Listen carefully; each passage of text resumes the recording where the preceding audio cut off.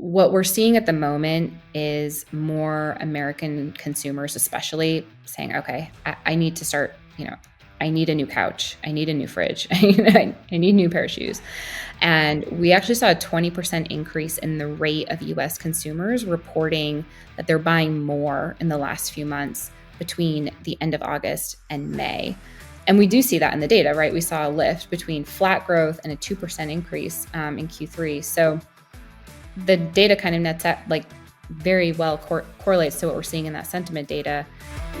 Welcome to the Retailgentic podcast, where we explore the intersection of retail, e-commerce, and AI agents, which we call Retailgentic.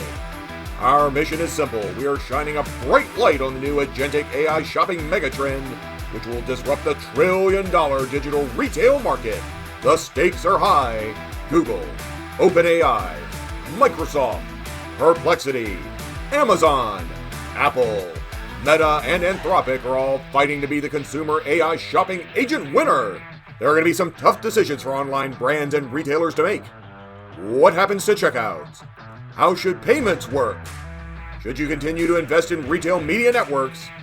What does the world look like when over half of your traffic is not from humans, but from AI agents? These existential questions are the tip of the iceberg. On this podcast, we're talking to industry experts, analysts, and influencers to get answers to these questions, identify trends, and best practices. This is Retailgentic, your podcast partner in navigating our AI shopping agent future. And now here's your host, Scot Wingo. Welcome to the Retailgentic podcast. On today's episode, we have Caila Schwartz, Director of Strategy and Consumer Insights at Salesforce. Salesforce has tons of data from their various platforms, and they use that data along with frequent customer surveying for quarterly e-commerce trends and an awesome holiday forecast. In this episode, Caila takes us through both the holiday forecast in very detail, with specific focus on their agentic commerce predictions, and she also gives us a sneak peek of some interesting Q3 data that is dropping soon. If you love data and consumer behavior and agentic commerce as much as I do, you're going to enjoy this one. Stay tuned. Welcome to Retailgentic. Today on the podcast, I'm excited to welcome Caila Schwartz. She is Director of Strategy and Consumer Insights at Salesforce. Hey, Caila. Hi, Scott. Thanks for having me. Good. You're a fellow Southerner. I'm way up north in North Carolina, and you're down in South Carolina, my neck of the woods. Oh, I forgot that you were in North Carolina. Look at us representing. I'm from Aiken. I'm an Aikenite. Okay. Everyone listening won't know what that is, but that's a little town in South Carolina over by the Augusta area. Yeah.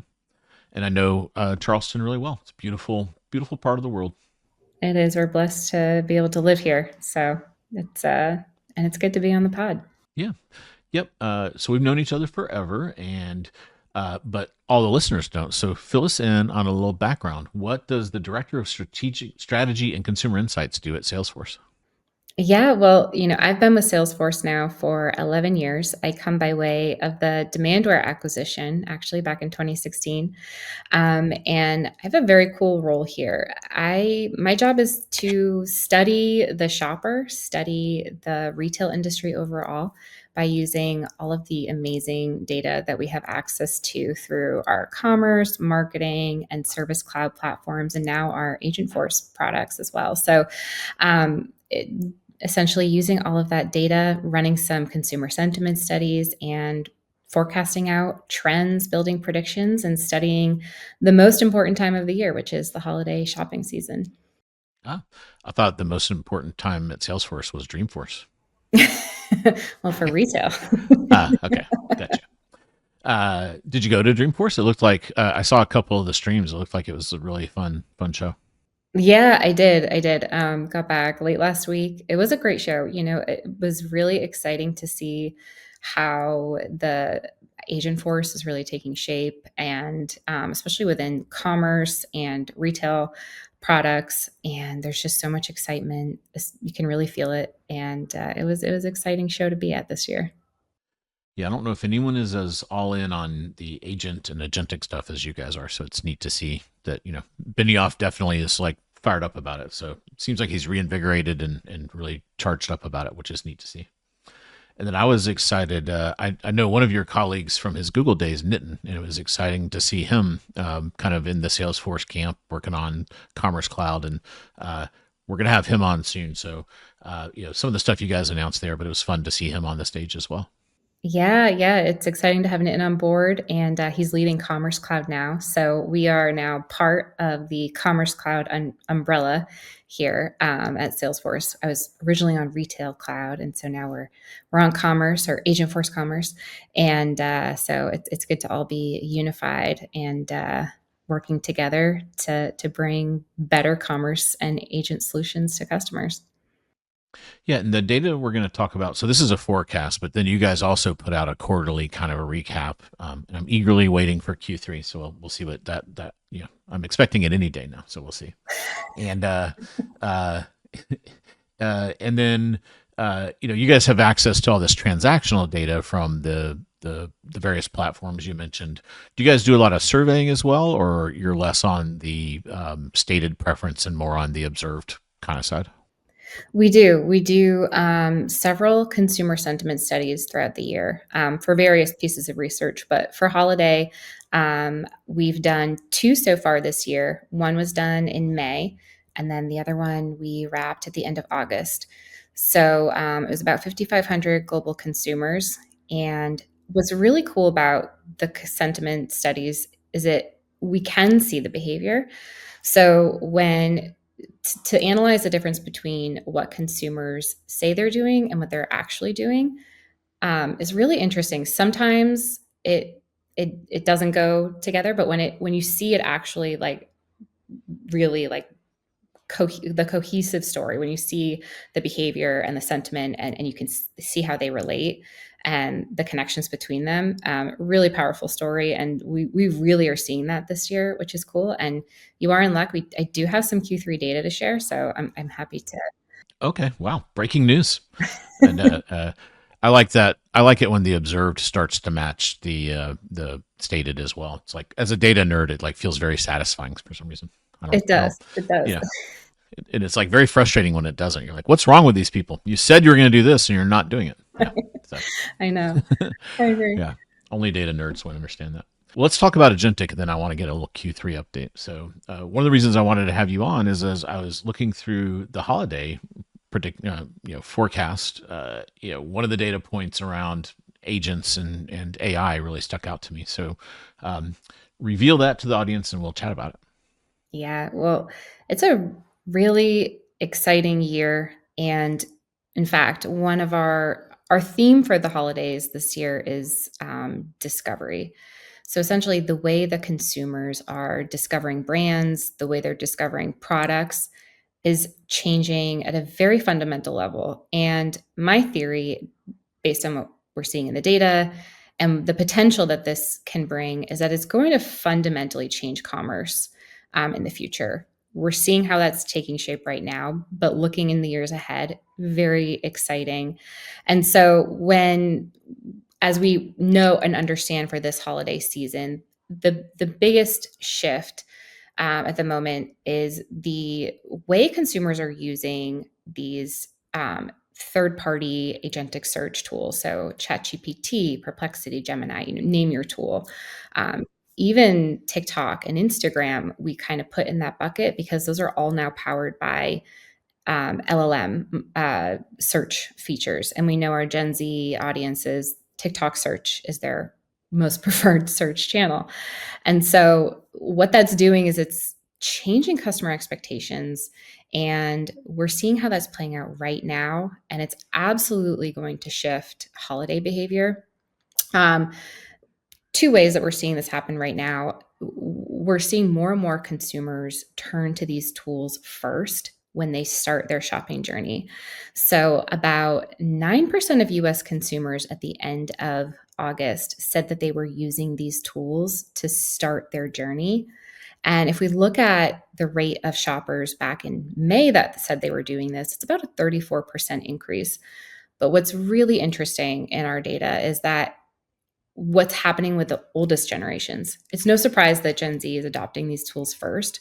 But back in May, we saw 0% of baby boomers using an agentic search to start the journey. And then fast forward to end of August, and about 2 to 3% of baby boomers are using these tools. So just really strong adoption right off the bat. And over the holidays, we're anticipating that AI will drive about $263 billion in global holiday sales, which is about, we're anticipating 21% of the total season's revenue. So big impact, and it's just a very strong acceleration over last year.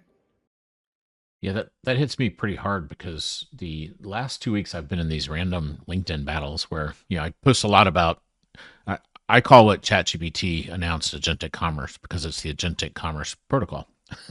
It's their name. And then I get in these religious holy wars over there's the set of people that and they kind of go down this weird logic path that doesn't make sense to me. And they're like, we see this definition of agentic, and sometimes they'll actually talk about a Salesforce one that I don't know where they're getting it from.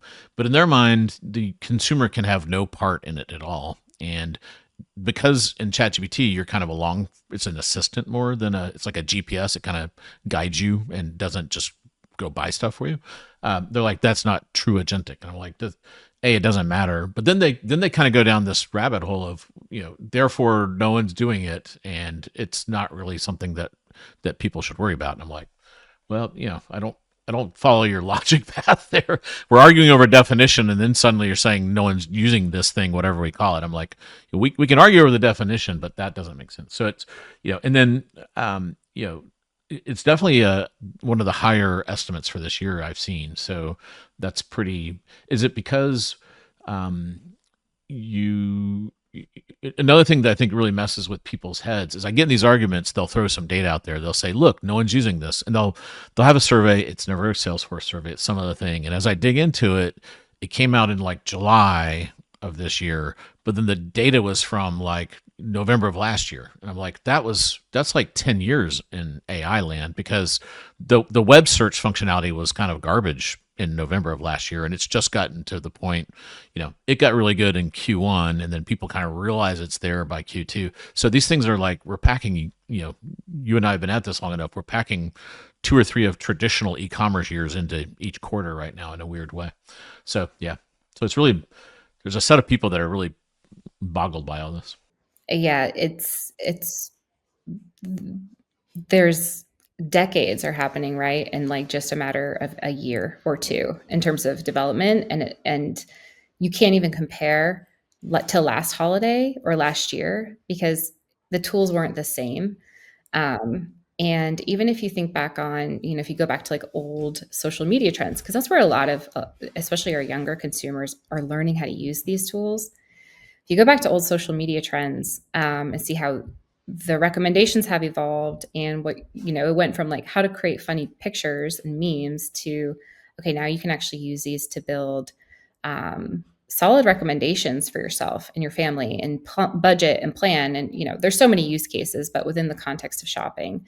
And something that I'm also seeing, and maybe this is more anecdotal, but especially within older generations, they learn how to use it for one use case. So, for example, our neighbors used it to help translate for them while they went abroad for a vacation over the summer, and they're baby boomers, and they were so blown away by how powerful the technology was. And now all of a sudden they're like, wow, I can use it for this and for that. And there's so many other ways that they can apply this to their life.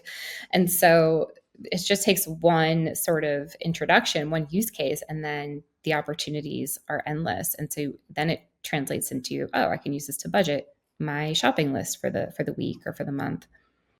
Yeah, very cool. And then, so you said the theme is discovery.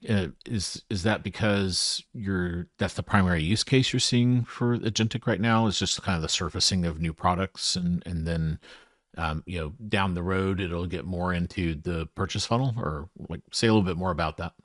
Yeah, right now what we're seeing, what shoppers are telling us, is that they like it for 3 main reasons, the top 3. And this was true in May, and it continues to be true at the end of August. It's the personalization. So the way we see them using it, they're taking pictures of themselves, of their spaces. They're giving it a ton of personal data. But what they're getting back are highly curated shopping lists that only are relevant to them. And the second is it compares prices, it finds deals. We know that you can search for a discount or coupon code through these services, and it'll go scour and find them for you. We're still in a price sensitive economic environment. And so this is another tool in the consumer tool belt to help stretch their dollar.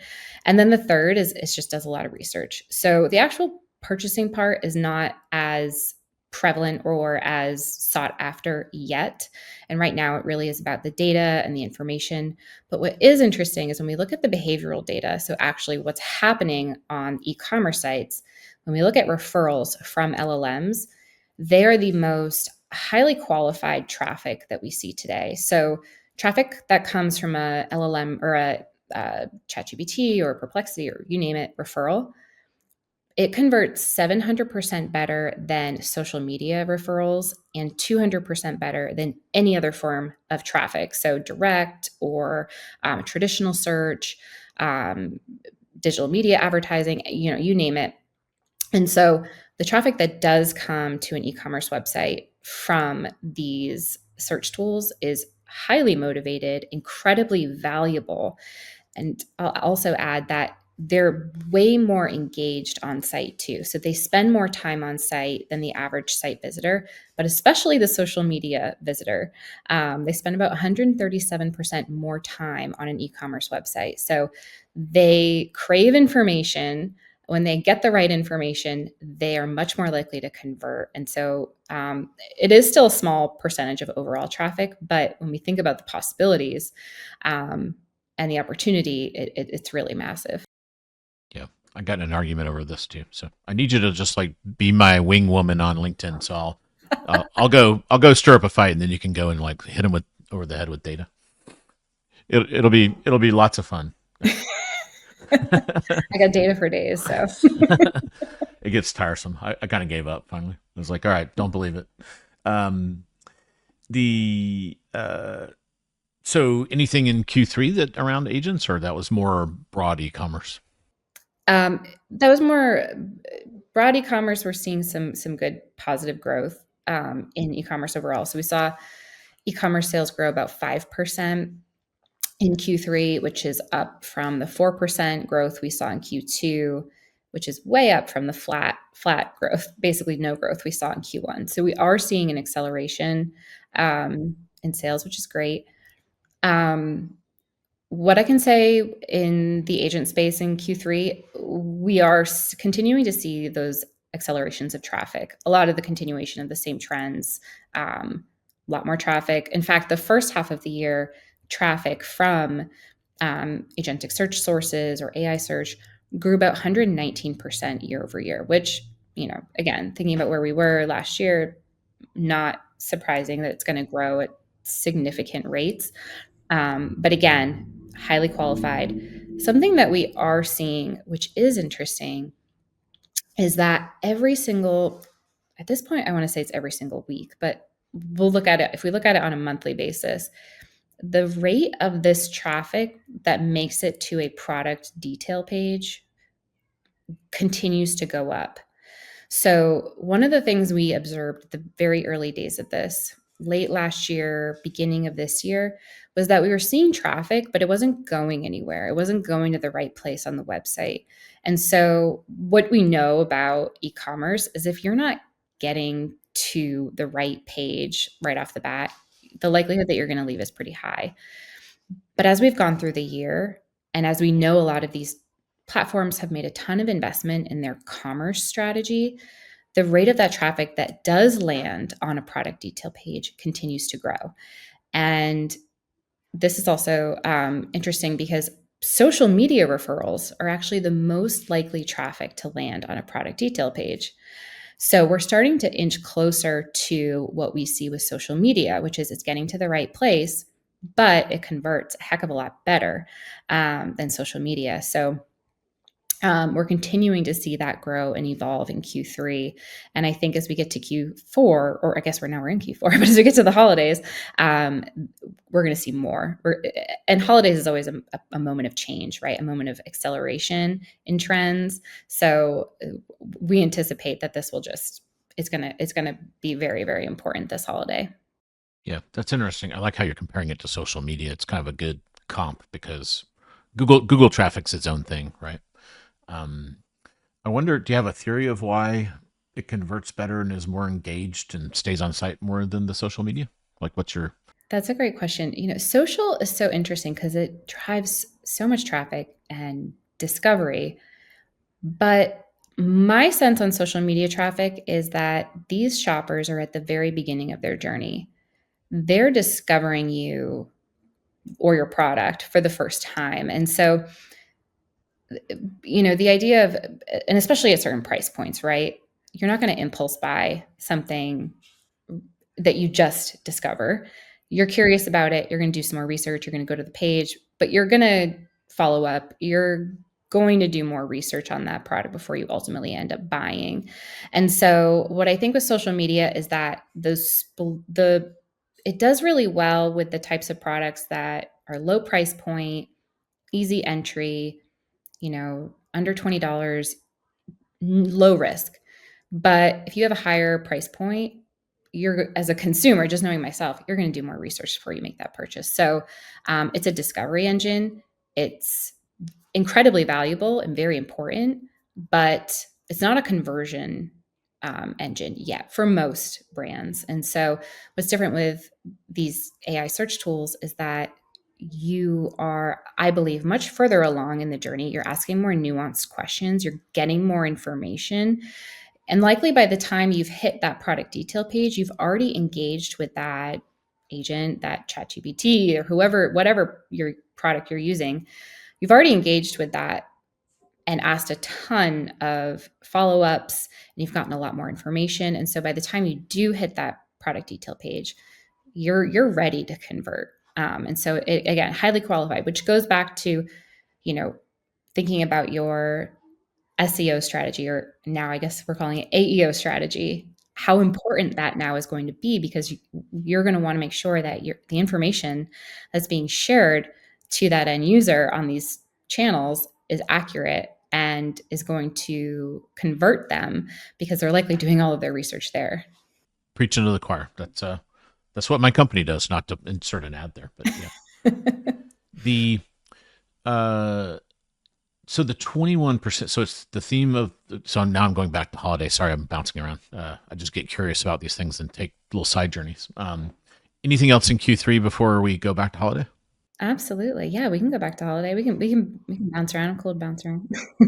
So the theme is discovery, and you're kind of saying 21%. Is that kind of like touched by AI? So this is for my definition, people. So it's like influenced by AI, kind of a thing. It's like an So attribution gotcha. model. I got you. Yeah, exactly. Yeah. Okay, that makes sense. Absolutely.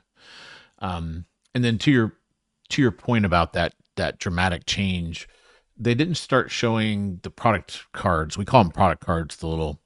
I'm sure you've seen them. In Perplexity's had them for a while, and then ChatGPT's just really added them, kind of like mid Q1, and then they tweaked them with 5 when it came out. So you wouldn't really end up getting too much further down the funnel because the experience was really good in the research part, and then in the find part, it just kind of like had a couple of blurbs. It's like, if I were you, I'd go check Amazon and Target. And you're like, okay, well, yeah, thanks for doing that for me. Can you do that for me? Right. So then now they've actually put a fair amount of investment in defined in Q3 and a little bit of Q2. And then in Q4, obviously, with the checkout, they're working on the bottom piece, which is the buy part. So it's going to be interesting to see how fast this starts showing up in your data. Oh yeah, I'm excited for it. And I've been talking to so many customers recently about this topic. It's such a huge topic of conversation at the moment, and everyone is asking, how can we do this? How do we embed in ChatGPT? And so, speaking of Dreamforce, it was really exciting last week to be able to come to our customers and say, okay, now we have a solution, and we're going to have this integration now with ChatGPT to, embed that buy button and have your product catalog show up at that point of discovery and research. And so this is just going to be really powerful. So I think once we start to see that become more embedded, as you said, in that in chat type of journey versus just like, here, click out to a link or go to the store, figure it out. It's just going to continue to take off. And so, yeah, it's so exciting. What I think is also really cool, Scott, and I don't know if you've seen this at all in your data, but and the reason why I say this is going to be a fundamental transformation within commerce is that these tools are not just being used online. 57% of our survey respondents said that they're using these tools while they're in the store. So 57% of AI users are chatting with an AI assistant while they're shopping through a brick and mortar store. And for our Gen Zs and millennials, they're more likely to engage with the AI agent than they in the store than they are with the store associate.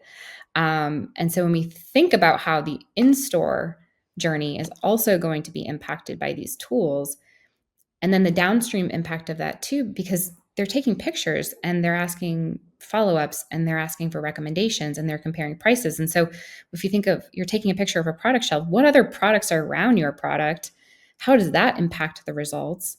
And I think the downstream impacts of this are going to be beyond what we even know, definitely within the digital space, but also in the physical space, which makes this just really mind-blowing to me. Yeah, I have a fun use case for that. My dogs love bully sticks, and they get one bully stick every other day. Um, and the pet store has a big wall of them, and it was like so confusing. So I just took a picture and said, help me pick the best bully stick, and it was like bottom row, second from the left, and it had done the math on like, the length of the bully stick, the dollars per in, and like all, and it actually like do the calculations out too if I wanted to see them. But it was pretty neat how it just like within seconds told me the best bully stick. So it was very helpful. I That don't know is if it helpful. tasted the best, but the dogs seemed to like it. So. And just think about too, like you're in a rush, you're in a store, you don't want to flag down a store associate, like it's just so easy. Get all the information. It was complicated. Like these four purple box ones had a BOGO, but then they looked like they were maybe twice as much as you know how it is in some of these stores. There's like this mental gymnastics you have to go through. Totally. I used it when I was in the home improvement store because I was painting a piece of furniture and I had like my inspiration picture. But my problem is I get way too carried away and I'm like, okay, I got to go buy all the supplies. And I knew the type of wood that I was painting, but like that's the only thing I had to figure it out at that point. And so I said, okay, this is the type of wood and this is the picture, what I want it to look like. And this is the brand of paint I'm going to buy. Tell me what shade of this paint, what supplies do I need? And it was really cool. It gave me a bunch of options and like different like mixtures I could make. And like if I wanted it to have like a little bit more of this undertone or that undertone, it was really cool. So Yeah, I always forget glossy and flat. Yeah. I know. I think walls are flat and furniture's glossy, but I don't know. yes, Personal yes. preference, I guess. Okay. So let's look at the big. So that's good to kind of zoom in on that. Let's zoom out. And what's the overall holiday forecast looking like? Yeah, it's going to be, we're anticipating based on our models, about a 4% growth worldwide in digital sales, which is equaling out to about $1.25 trillion in spend between November 1st and December 31st. And then in the US, we're anticipating 2.1% growth or about 288 billion. What I'm really thinking though is with the interest rate cuts in September here in the US, we could potentially see a little bit higher numbers. We'll see how that nets out. But what we are seeing out of Europe right now is really impressive. Europe is growing very rapidly. And it started in Q2, and Europe as a region as a whole had several interest rate cuts in the spring. And since then, we've seen the region overall grew by 8% in Q2 and 10% in Q3. And Europe had been struggling for a long time. And so what's happening out of Europe, knowing that they had those cuts, and the potential it could have here in the US, knowing that we had one, we're supposed to get two more before the end of the year, we could see a lot of buying power come back for just in time for the holiday season. Yeah, good. Hopefully I think most of the tariff stuff's kind of quieted down, but the Chinese one I think is like a big one. Obviously, we get a lot of these types of things from there, so we'll see how that goes. I'm not a tariff expert, so let's kind of take that 2% ish for the U.S. How does that compare to last year? Is it kind of a slowdown from last year? Kind of about the same? Kind of about the same. I believe last year, I believe we also projected 2%. I think we ended up seeing 3, if I remember correctly. So it was within the ballpark, but very similar. We are seeing an acceleration in US sales at the moment. So if we look at Q1, sales were down about 2% year over year. Q2, it went flat. And then Q3, we're up 2%. So July and August were really great months. September was a little bit more flat, but the summer was really strong. We are seeing in our sentiment data that the US consumer has a ton of pent up demand. The consumer has really been holding back on spend for the last 18 to 24 months. And just because they're not buying doesn't mean they don't want or need the items that they aren't buying. They're just waiting for the right opportunity. And what we're seeing at the moment is more American consumers, especially saying, okay, I need to start, I need a new couch. I need a new fridge. I need a new pair of shoes. And we actually saw a 20% increase in the rate of US consumers reporting that they're buying more in the last few months between the end of August and May. And we do see that in the data, right? We saw a lift between flat growth and a 2% increase in Q3. So the data kind of nets out, like, very well correlates to what we're seeing in that sentiment data. We also know that American consumers and global consumers say they're back to prioritizing physical goods. So we ask shoppers to rank where their disposable income is going. And last year, savings was at the top of the list. In fact, we asked it 3 times, and each time it was savings. But this year, it has switched back to physical goods. So savings is still number 2, but I think what we're seeing is that pent up demand. Shoppers are saying, okay, I can't hold off on these purchases anymore. When you say physical goods, is that implying like hard lines kind of thing, or soft lines are included in that? Like apparel counts as a physical good? Yep. Just okay, Exactly. just Yep. like not digital goods. Okay, Exactly, not digital. Or okay, I got you. experiences. Yeah, So like tickets and vacations, travel and stuff. restaurants. Yeah. Cool. So it'd be interesting to see kind of if we start to pace faster than that. Remind me when you guys get into holiday mode. I know you typically do a drop kind of like after Black Friday and Thanksgiving, and then kind of another one after Cyber Monday. Is that kind of, am I remembering that right? Or is that kind of the plan this year? Yeah, so we will start publishing data actually the either the Tuesday or Wednesday. I have to speak to the web team about this, but on the official date, but the week of Cyber Week, we'll start publishing data, and it'll go back through October. So the week of Cyber Week, we'll publish all of our October and early November data, and then that week we'll do daily data drops. So starting on Tuesday, Wednesday, Thursday, all through Cyber Monday, and then we'll also be publishing, our findings and what we're seeing. So that will also come too. So we'll have a little bit more color to the story. But we publish dashboards actually on Salesforce.com, our holiday insights dashboard. So if you just want to get the data, the pure data, it's all there. And you can filter it by country, by vertical, and we're going to have a lot of AI data. So we're going to have a section just for AI and what we're seeing with agents, what we're seeing on discovery, purchase, customer service. And then we're also going to have like BOPIS and return. So we'll have all of that there. Very cool. We did a fair amount of that at ChannelVisor back in the day, and I learned don't do that again because I don't envy you. You're the turkey's coming out of the oven, and like suddenly a big data drop comes. You got to run to your computer and do an analysis, and put some thoughts together. It's very hard to process all that going on at the same time. Kind of takes a little bit of the gloss off of Thanksgiving. It's a hustle, that's for sure. One year, actually, my oven broke the night before Thanksgiving. And I've been doing this now for so many years, 8 or 9 years. And, we were up at 3 or 4 in the morning. We're so tired. And my oven broke, and I was cooking my turkey in a slow cooker, like in my crock pot. Thankfully, I have a very large crock pot, but never again. After that, I was like, okay, that was way too stressful. We cater, we get, the local, barbecue place. Seems like a good reason for your husband to try to do that deep fry. Everyone I know that does that, they start a giant fire in the neighborhood. I'm like, That's just what we need. I'm The the guy house that'll is happen to fire. me. Yeah, yeah, House is yeah. on fire, and I'm just trying to get the data I out. just got to publish the data. Firemen are trying to drag you out. So your predecessor Rob, I got to see him at Retail Club, and I got a Garfy, so that was exciting. So he kind of introduced me to this concept of what he called discount chicken, where the consumer and the retailer kind of wait each other out, and then ultimately the retailer has to cave because the goods become, as you get into those past the cyber week, you kind of need to liquidate them and get them out of the stores and everything. Any things you guys are predicting on the biggest discount day, or what, the whole, is this going to be more discounts than last year, or kind of similar? Yeah, we are going to have more discounts.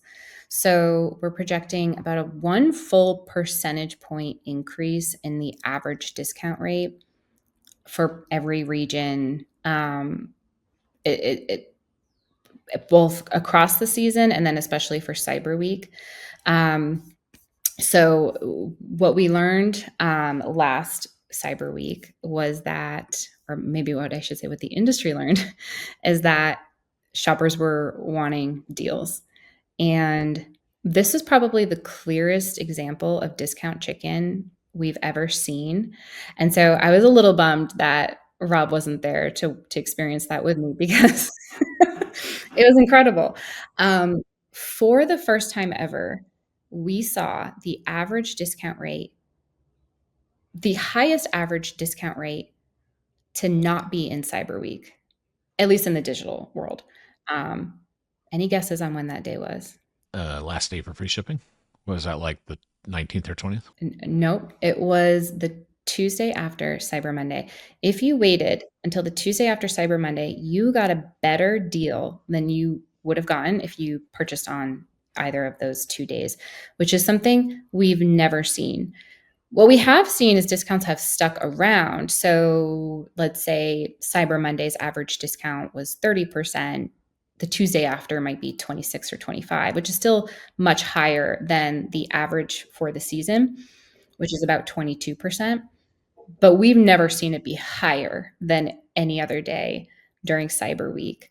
What I do know about last year was that, and I alluded to this before, highly price sensitive. Shoppers told us that they were waiting for Cyber Week to make a lot of their purchases that they had been holding out for a lot of the year. And in fact, Cyber Week last year, we saw the fastest growing channels were for products like appliances, furniture, items that people really needed but wanted to get a deal on. And so they waited until Cyber Week. And so what we saw was that a lot of retailers didn't come out with their best foot forward during the week. And so shoppers held on to their wallets. And what ended up happening? Discount chicken. They waited, they sat, and ultimately it led to another day of even better discounting after Cyber Week had already ended. And so if there's any lesson in there for this year, I would say come out with your best foot forward.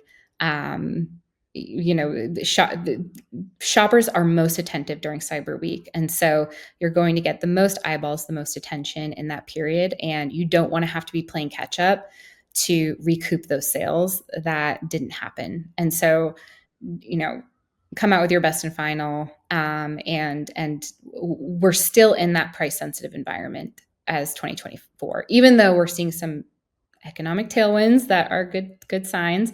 A lot of those behaviors are sticking around. And so if we see similar patterns to last year, which I don't anticipate we're seeing based on what we're modeling right now, but if we do, it could mean that some people feel like they missed out on demand because they didn't come out with their best and final.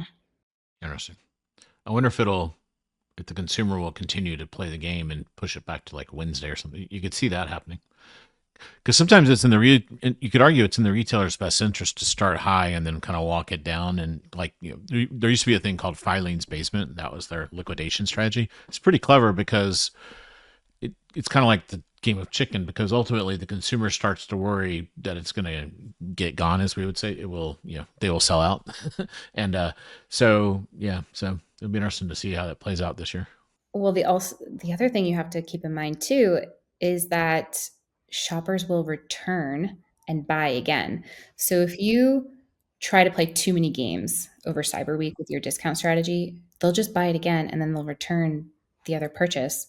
And so that is going to cost your balance sheets. So just don't play games and be really strategic about your strategy, really clear and communicate about your promotional strategy with your customers. I think if there's anything that I saw last year, there was a lot of frustration from consumers because they just didn't understand what the strategy was.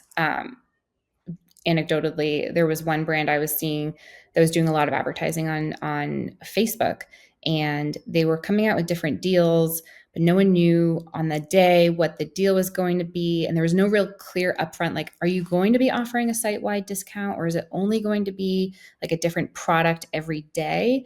And so shoppers ended up waiting to see if the product they wanted would go on sale or not. And a lot of people were frustrated because they're like, I don't know. I just feel like I can't plan. And so, that sort of frustration turns people off, and it just adds to the frustration of the week, and they'll just go elsewhere. And so just being, I think, really clear with your audience about what your strategy is can go a long way. Yeah. I feel like as a shopper, I feel like they don't know. They're just kind of like, oh boy, we didn't sell enough. We're going to lower it again. It's kind of like they're throwing a dartboard on the other side. So, yeah. Which is funny because then I'm in the industry. I know they have all these like analytical software things that are doing. Yeah, I don't know what they're doing, but they're not communicating across the aisle. Exactly. And shoppers want to be able to plan. They want to be able to know, and they're waiting. They're still holding on to those same trends of last year, which is I'm waiting for Cyber Week. And also something to keep in mind too is that Cyber Week is not just a moment for gift buying anymore. It's a moment where shoppers are buying the things that they need too, that they just were able to hold out on because for those deals. And so, thinking about how you're catering to those specific shoppers as well is also really important. It's not just a gift buying moment. It's a good time to buy a vacuum cleaner, but not as a Christmas gift. I've learned that the hard way. Just kidding. Yeah, thankfully, I know not to do that. I know we only have you for about 5 more minutes. Anything, anything around loyalty? I know you write a good bit about loyalty programs. Anything interesting going on there, kind of tied into holiday or just in general? We're seeing a lot of consolidation in the market. Consumers are staying more loyal to their favorite brands and retailers. And we're seeing the rate of repeat buyers continue to increase every single quarter. So there's a lot of consolidation happening across the market. A lot of that is being driven by what's happening with loyalty programs. So again, price sensitive environment, loyalty programs are another way for the consumer to extract value out of their transactions. And in fact, in our data, we found in regions like the UK, or sorry, not the UK, Australia and Canada. Australia and Canada are unique because those consumers are feeling a lot more economic pain than the US, than most of Europe, Latin America. And so what we're seeing in those consumers is they're leaning heavily into loyalty programs as a way to unlock more discounts or more benefit. And so a lot of that is driving consolidation. I'm going to do more of my purchases at the same location so that I can unlock those discounts or tiers or whatever. And so that is absolutely playing. I mean, it's happening right now.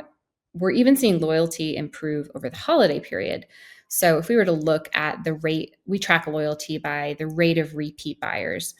And if you were to look at that rate on a quarterly basis throughout the year, Q4, we see the lowest amount of repeat buyers because, you're gift buying, you're buying from brands you wouldn't normally buy from. But even over holidays, we're seeing that number go up. So we are seeing consolidation over the holiday period. What we are anticipating this holiday is that loyalty in particular, so where a consumer chooses to buy, loyalty programs, definitely. Free shipping is another top factor, lower prices, and then better product quality. So going back to the comment about tariffs, the de minimis exemption ending and there being a lot of unknowns around if I import a product from abroad, will I pay an import fee? Will I be responsible for that? Well, I don't want to. So I'm not going to do that. I'm not going to import cheap goods, kind of like what we saw with last year with the rise of Temu and Shein. So they're saying, hey, I'm going to buy it. If I'm going to pay more for it, I want it to be good quality. So we're seeing a re-emphasis on quality. But our prediction is that loyal shoppers will spend about 20% more than the average shopper or new first-time buyer with a specific brand this holiday season. So they're becoming our most lucrative audience and most important customer segment. Last question. Any interesting demographic things that are popping out at you in the data? You mentioned some baby boomers starting to think about using the AIs. How about the other side? What are the little Gen Zers up to? Well, the baby boomers are adopting Gen Z behavior, and the Gen Zs are adopting baby boomer behavior. Oh no, they're wearing the big sunglasses and putting on the bucket hats. They're definitely putting on the bucket hats. We're seeing Gen Z really show preference for brick and mortar retail, and which is interesting, right? Because it's like the antithesis of everything we've been told about this generation. And I don't know about you, but I feel like we tend to typecast generations into these molds, and then we get surprised when they shift and change. Like I have 3 Gen Alphas, and like I see it happen, like already the theories about what this generation is going to be, and I'm like, but there's mine are also different, and like I just don't see this. But anyway, so with Gen Z, they're going back to the store. And you could argue that maybe it's a fluke in our data, but we've been seeing this consistently, this shift. I want to say maybe the past 24 to 36 months. With every single time we poll about the store, Gen Z is showing more and more interest.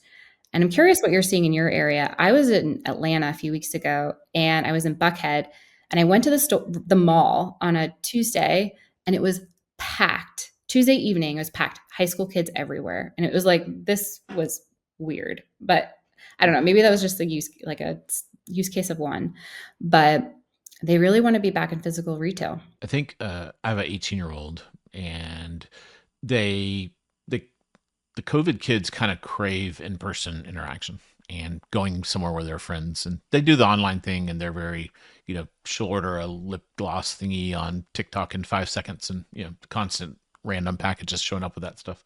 But, she loves to like go out with some of her friends to, there's always a routine of, hitting a couple of the clothes stores, and then got to hit Sephora or Ulta, more beauty products. So yeah, but they'll just go there for like an hour and a half and just try on everything and talk about stuff. And yeah, so there's largely, it's kind of like what we did as kids in my generation. It's like the malls are kind of like a social kind of a thing. Yeah. So it's interesting to see that kind of coming back a little bit. Yeah. Yeah. It's exciting. I think though, what is different is again the social aspect. It's going to be a little bit more experience driven. This is a very experience inclined generation. They like, when we look at loyalty programs, what baby boomers like is in a loyalty program is stacking points and getting discounts. What Gen Z likes in a loyalty program are experiences and unlocking like different like in-store or whatever type of experience they offer. They lean more towards that. And so it's going to be interesting to see how the mall evolves with this generation, but also how the mall will change because we know that the way they shop in store is different. Like they're on their social media feeds in store, they're chatting with an AI assistant in store. So how does that traditional model shift as these digital natives gravitate to traditional models, but use them in a much more nuanced way and engage with them differently? So there's a lot of exciting change, I think, happening in this space, and time won't really tell to see how it nets out. But that's they like to go to the mall. I think this now gives you a built-in excuse to go to the mall and count teenagers and, go buy some beauty products and expense it to Salesforce. Get Mr. Benioff to pay for it. Well, I don't have a mall here. There's no mall. I know. We have like an outdoor outlet mall, There's but one Mount Pleasant. Isn't there like a mall is it Mount Pleasant? Mount Pleasant Mall is actually it's an antique store. Okay, yeah, I've Which actually been I there. love. That's a great store. Yeah, that's a lot of King fun. Street. King Street counts. King Street, yeah, that's true. King Street is a fun. There's a ton of new stores coming to King Street, so that's been fun. But There's a little candle store on one of the corners where you can like make your own candles. It's like a swarm of Gen Zers. It's like because it's so experiential and they just love to take Insta shots of it the whole while the candle's being made and stuff. Yeah, yeah. there's a shop on King Street where you can also make your own perfume. Mm-hmm. Yep, So you seen can that like one. mix Yeah. yeah. Speaking of experiential retail, there's a ton of that on King Street. All the ice creams and things either have to catch on fire or have some gimmick where they roll or they're frozen with a nitrous oxide or something. It's like, does everything have to be experiential? It's crazy. It's funny how smart retailers are about this stuff. It is. It's true. Even like the jewelry stores now. Like, I mean, I guess Claire's was always doing this, but the new jewelry stores I've noticed, at least on King Street, are more centered around the experience of like getting a new piercing, and then like the jewelry is secondary. You buy the jewelry on the side, but the experience is like getting a new ear piercing or whatever. And so there's so much more of that now. And there's permanent bracelets that are sized just perfect for you. They last like a week, but they're permanent, so you have to go through this whole sizing thing. Yeah. But when you think about it, it's experiential, but it's also, when we think on the retailer side, how important now their data is going to become, because they're going to have to continue to deliver on that online experience, but in the store. So how do you make it personalized? How do you make it, how do you make that Gen Zer feel unique when they shop in the store as they do when they're shopping online? And so the idea of having a unified commerce strategy and a unified data strategy is even more important now, especially because this generation is going to potentially be the largest consumer generation on the planet. And so how retailers rethink their overall strategies, connecting that online and offline journey, is going to become more of a larger part of their strategy in the years ahead. Got to feed the Gen Zers. Well, I'll be working for them someday. Or they'll be taking care of us.